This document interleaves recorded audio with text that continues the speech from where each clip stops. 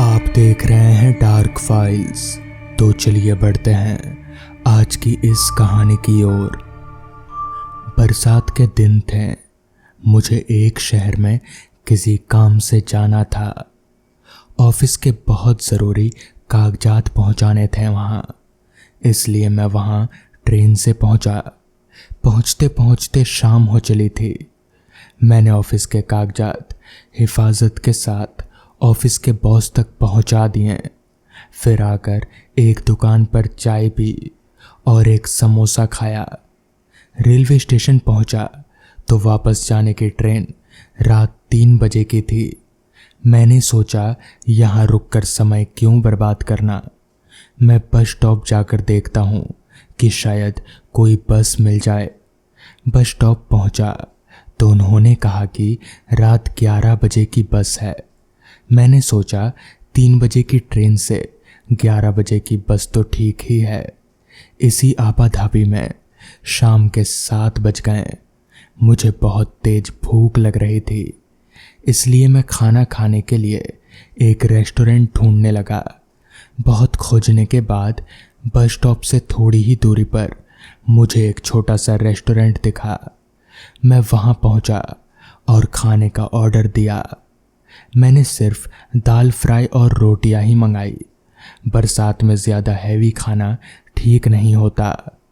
ऊपर से मुझे बस में सफ़र करना था, तो मैंने हल्का ही खाना खा लिया। खाना खाते खाते 8 बज चुके थे।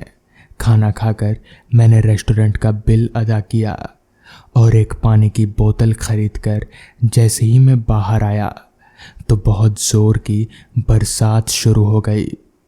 मैं रेनकोट लेकर चला था, इसलिए बैग से मैंने रेनकोट पहन लिया और बरसात से बचाते बचाते बस स्टॉप तक पहुंचा। वहां मैंने वेटिंग रूम तलाशा और उसके भीतर चला गया। मैं उसके भीतर चला तो गया था, लेकिन मैंने तब गौर किया कि वेटिंग रूम बस स्टॉप से इतनी दूर क्यों है, वो भी इतनी सुनसान जगह पर। मैं जैसे ही बेंच पर बैठा तो वहाँ की लाइट चली गई। ऊपर से बादल गरज रहे थे और बिजली चमक रही थी। मुझे बहुत डर लग रहा था, इसलिए मैंने अपने मोबाइल फ़ोन की लाइट जला ली। फिर लगा कि ना जाने कितनी देर बाद लाइट आएगी, मेरा फ़ोन डिस्चार्ज हो जाएगा, तो इसलिए मैंने फ़ोन ऑफ कर लिया। अब मुझे बहुत डर लग रहा था। बाहर बहुत ज़ोरों की बरसात थी और मैं बाहर जा भी नहीं सकता था। लेकिन भगवान का भला हो, कुछ ही देर में लाइट आ गई। लाइट आई तो मैंने राहत की सांस ली। मैं अब वेटिंग रूम के बेंच पर लेट गया। उस पर बहुत धूल थी, लेकिन मैंने अपने बैग में रखे न्यूज़पेपर से झाड़कर उस पर लेट गया और आंखें बंद करके यूं ही लेट गया। कुछ ही देर में मुझे नींद आ गई। फिर कुछ देर बाद पायल की आवाज़ के साथ मेरी नींद टूटी। मैं जाग उठा। मैंने वेटिंग रूम के दरवाजे की ओर देखा तो एक लड़की सफ़ेद साड़ी में आई थी। उसने छतरी ले रखी थी। पहले उसने अपनी गीली छतरी को एक कोने में रखा और अपने गीले बालों से पानी झटकने लगी। उसने सफ़ेद साड़ी पहन रखी थी जो बिल्कुल गीली हो चुकी थी। उसने कानों में झुमके पहने थे और माथे पर छोटी सी बिंदी लगा रखी थी।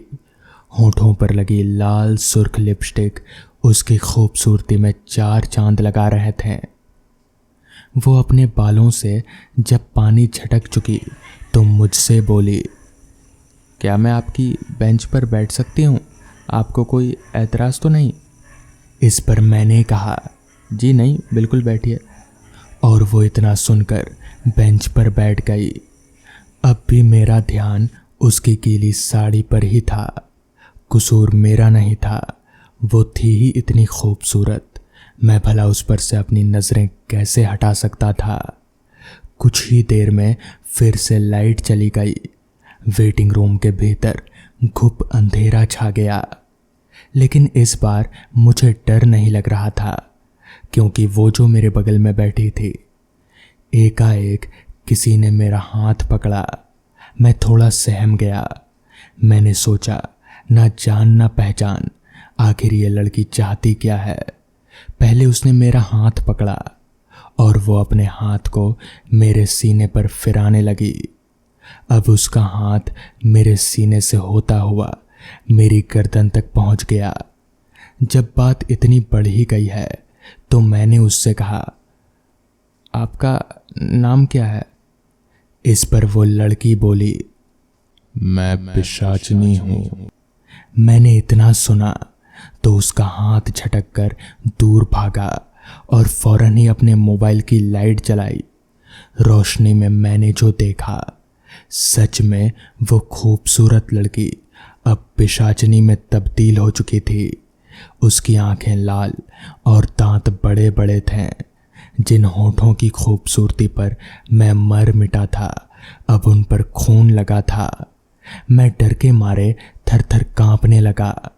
वो पिशाचनी बहुत ही अजीब तरीके से चलते हुए मेरी ओर चली आ रही थी। मुझे समझ नहीं आ रहा था कि अब क्या करना चाहिए। मैं अपने आप को तकरीबन मरा हुआ मान चुका था, मगर तभी मुझे वेटिंग रूम का दरवाज़ा दिखा। मैं वहाँ से भागने के लिए दरवाजे की तरफ भागा और तभी मैं एक आदमी से जा टकराया। उस आदमी ने मुझे देखते हुए कहा, साहब आप यहाँ क्या कर रहे हैं? तो मैंने कहा, मेरी बस लेट थी इसलिए यहाँ आकर आराम करने लगा। मैंने घूमकर जब पीछे देखा तो वहाँ कोई औरत या फिर कोई पिशाचनी नहीं थी। मेरी सांस में सांस आई। तभी उस आदमी ने कहा, लेकिन अब ये वेटिंग रूम नहीं रहा, ये तो बहुत पुराना वेटिंग रूम है।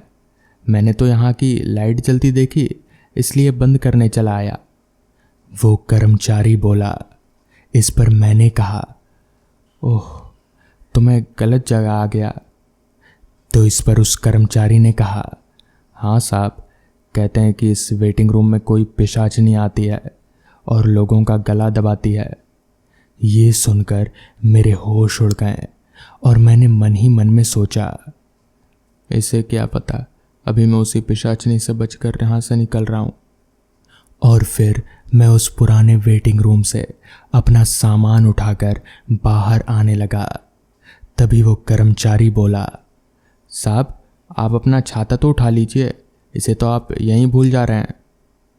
जिसके बाद मैं उस वेटिंग रूम में रुका ही नहीं और बारिश में भीगते हुए ही दौड़कर वहाँ से भाग निकला।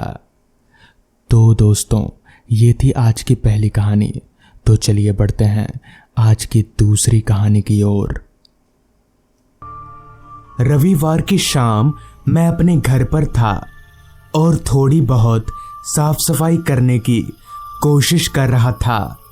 साफ सफाई करते करते मुझे घर की अलमारी में एक पोटली पड़ी हुई दिखी, जिसके अंदर काफी सारे कागज रखे हुए थे। मैंने उस पोटली को अलमारी में से निकाला और उसे खोलकर जमीन पर बैठ गया। पोटली खुलते ही अंदर का कागज घर में चारों तरफ फैल गया। बहुत सारे कागज थे, किसी का खत था तो किसी के शादी का कार्ड।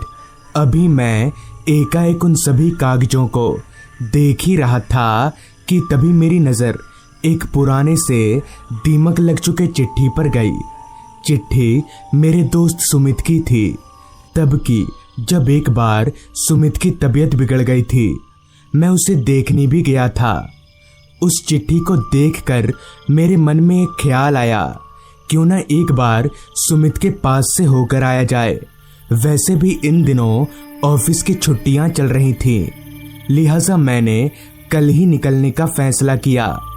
फिर मैंने फटाफट घर साफ किया और रात का खाना पीना करके जल्दी ही सो गया। अगली सुबह मैंने सुमित के गांव जाने के लिए बस पकड़ ली। सुमित का गांव मेरे यहाँ से काफ़ी दूर था, तो जाहिर सी बात है वहाँ पहुँचने में वक्त लगेगा और हो सकता है शाम भी हो जाए। बस पूरी रफ्तार से आगे बढ़े जा रही थी। जैसा मैंने सोचा था ठीक वैसा ही हुआ। बस जब सुमित के गांव के छोटे से बस स्टॉप पर रुकी तब तक अंधेरा हो चुका था। अपने कंधे पर एक छोटा सा बैग लटकाए मैं बस से नीचे उतरा। बस के जाते ही मुझे वहां की खामोशी का अंदाजा हुआ। दूर दूर तक ना तो कोई इंसान और ना ही कोई जानवर दिख रहा था, जबकि अभी उतना वक्त भी नहीं हुआ था। बस स्टॉप पर अगर चीजों की बात की जाए तो वहां सिर्फ एक सड़ा हुआ सा लोहे का बोर्ड लगा हुआ था जिस पर लिखा था राजगढ़ बस स्टॉप। यहाँ तलक कि बस स्टॉप में लोगों के बैठने का भी कोई इंतजाम नहीं था।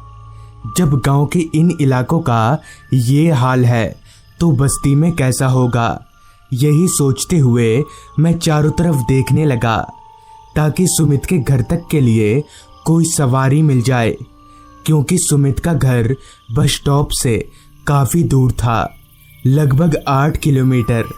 पिछली बार मैं गलती से पैदल ही निकल गया था। वो तो अच्छा हुआ रास्ते में एक ऑटो मिल गया था, मगर फिलहाल तो मुझे कोई ऑटो वगैरह दिख नहीं रहा। मैंने सोचा गांव की तरफ थोड़ा आगे बढ़कर देखता हूँ, शायद कोई सवारी मिल जाए। लिहाजा मैं धीरे धीरे गांव की तरफ बढ़ने लगा। बस स्टॉप की तरह ही रास्ता भी एकदम खाली था। कुछ देर चलने के बाद मुझे कोई ऑटो रिक्शा तो नहीं, मगर हाँ, रास्ते के किनारे एक बैलगाड़ी खड़ी दिखी। बैलगाड़ी कुछ सामानों से लोड थी। मैं तेज कदमों से चलकर उस बैलगाड़ी के पास गया तो देखा कि बैलगाड़ी चालक अपनी जगह पर बैठकर बीड़ी पी रहा है। तभी मैंने उस बैलगाड़ी वाले से बोला, भाई साहब, ये ऑटो रिक्शा कहाँ से मिलेगी? आवाज सुनकर बैलगाड़ी वाला मेरी ओर पलटा।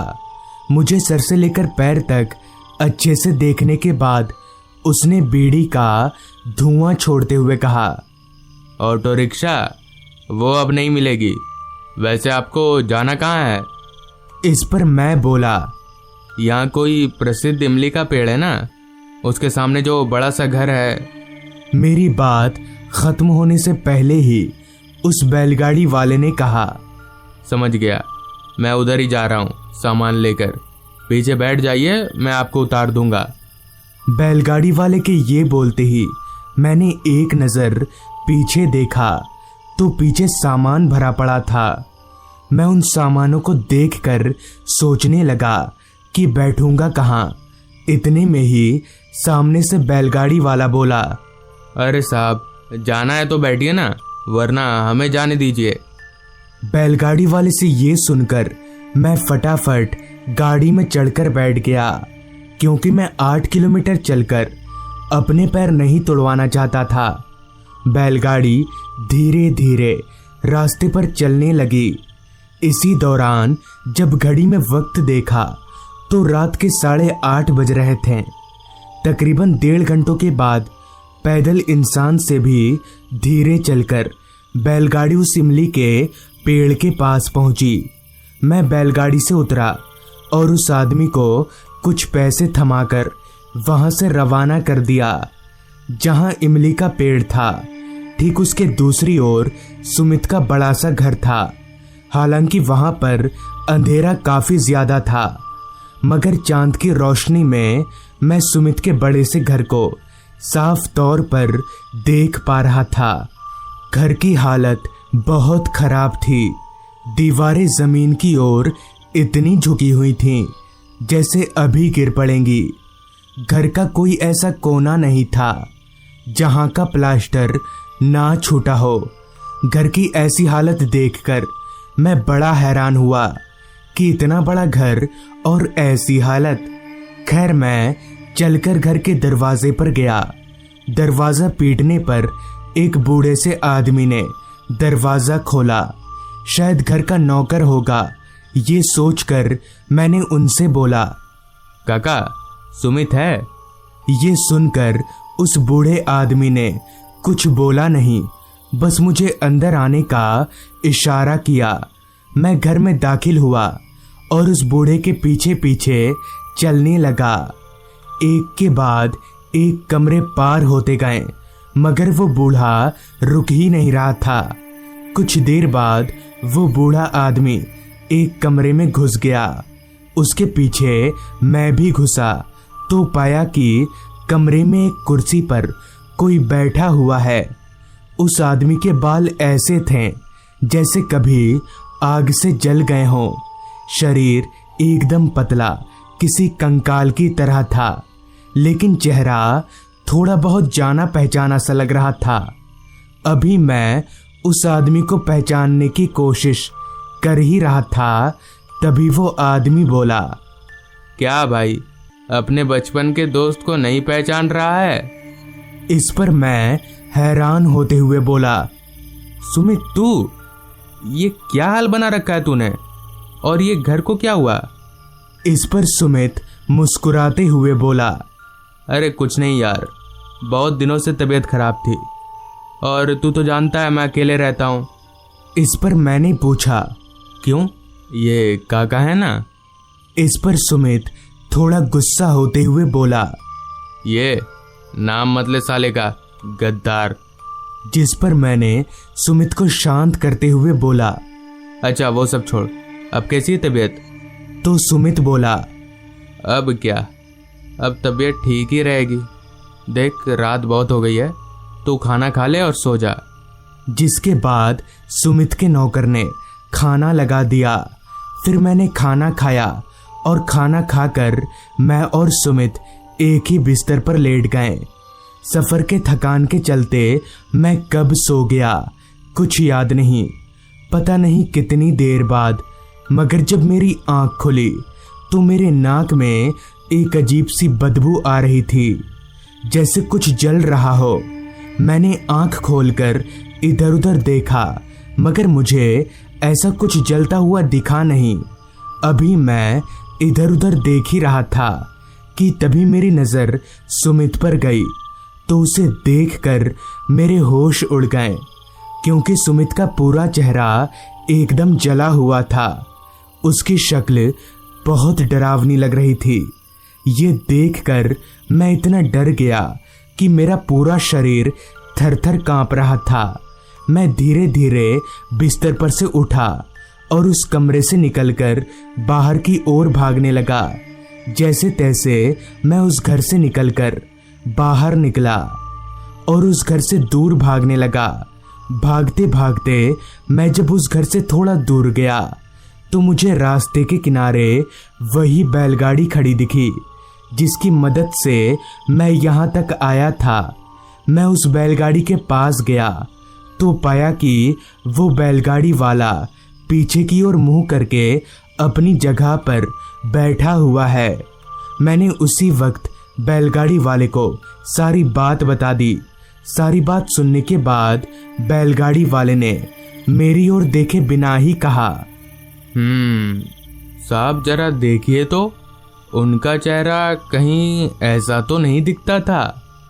इतना कहकर जैसे ही वो बैलगाड़ी वाला मेरी ओर पलटा तो उसकी शक्ल देखकर मेरे पैरों तले की जमीन खिसक गई, क्योंकि उस बैलगाड़ी वाले का चेहरा भी सुमित की तरह ही एकदम जला हुआ था।